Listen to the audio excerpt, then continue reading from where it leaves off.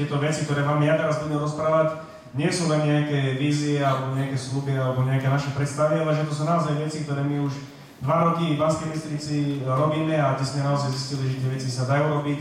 Dá sa to robiť veľmi jednoducho a dosahujeme vďaka tomu veľmi dobré výsledky. V bode číslo 1 sa dočítajte, že chceme zastaviť ďalšie rozkradanie štátu. To nie je iba symbolický bod číslo 1, ale je to číslo 1 hlavne kvôli tomu, že je to absolútna priorita, pretože rozkrádanie je v podstate najhlavnejší dôvod, prečo sa dnes na Slovensku máme tak, ako sa máme. Keby nebolo rozkrádanie, tak tie peniaze, ktoré sú v školstve, by stačili, tie peniaze, čo sú v zdravotníctve, by stačili, vedeli by sme opravovať cesty, všetko. Poviem vám konkrétne kroky alebo konkrétne príklady, ako sa dá získať lepšie hospodárenie na základe nášho štátneho rozpočtu. Chceme prehodnotiť štátne výdavky s cieľom prijať vyrovnaný štátny rozpočet.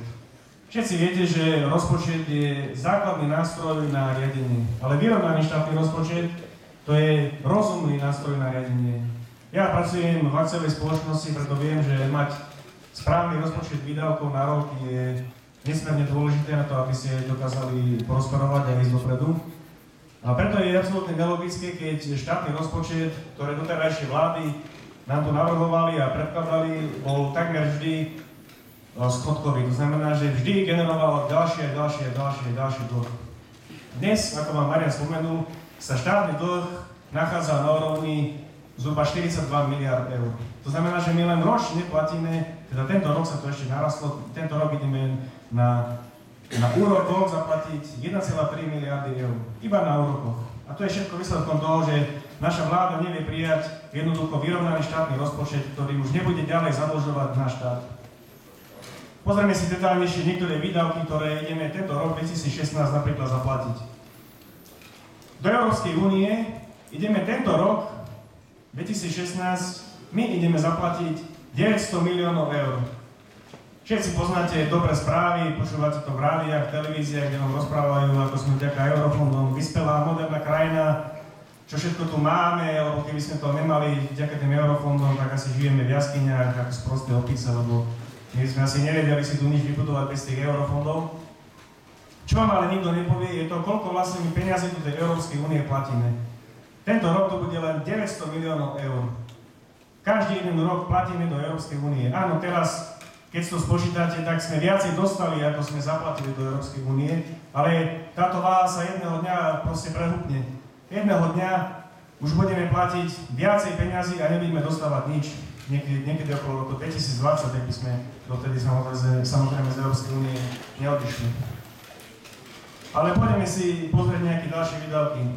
Tento rok sa ide splácať rekonštrukcia sídla NATO. Slovenská republika prispieje 2,7 milióna eur.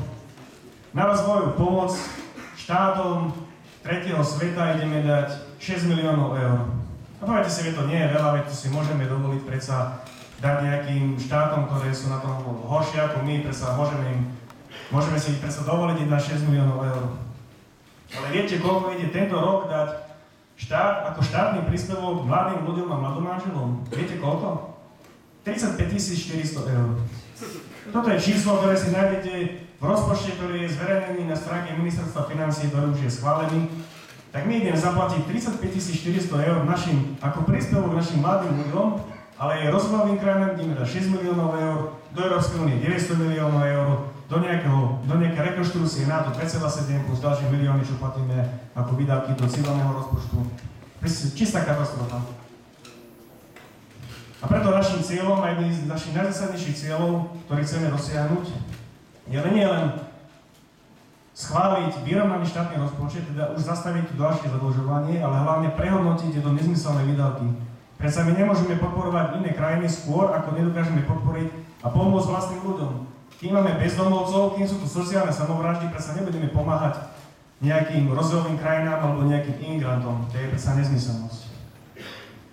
Ďalší bod, ktorý chceme zaviesť, je zníženie počtu poslancov Národnej rady zo súčasných 150 na 100. Také jednoduché opatrenie, ale ja sa pýtam, vy viete vymenovať niekto z vás viac ako 20 poslancov? Určite neviete, oni sú tak zbytoční, tak nepotrební, Ich práca je tak nevidieť, lebo oni sa správajú podľa toho, aký vidia palec. Na čo ich máme 150? Tak v prvom kroku znižme ich na 100, nikto to ani nezbadá, ale v štátnom rozpočte nám v jednom roku vznikne 4,2 milióna eur. Tieto peniaze môžete kľudne dať ako štátny príspevok tým mladým ľuďom a mladým manželom. A máte hneď peniaze na takéto dobré veci. Chceme občanom umožniť odvolať z funkcie poslanca Národnej rady. Môžete si zvoliť poslancov, ako teraz 5. marca, ale môžete ich odvolať? Nemôžete, zákon to neumožňuje. Toto chceme zmeniť, chceme zaviesť imperatívny mandát, to znamená, každý jeden z vás bude mať možnosť v prípade vyhlásenia referenda ukázať tým poslancom, že si o ich práci myslíte, o tom, ako splnili tie svoje sľuby, jednoducho tých poslancov odvolať. Niektorí poslanci vedia, že tam nebudú sedieť celé 4 roky, ak tam budú len sedieť na svojom zadku. Chceme zrušiť financovanie politických strán zo štátneho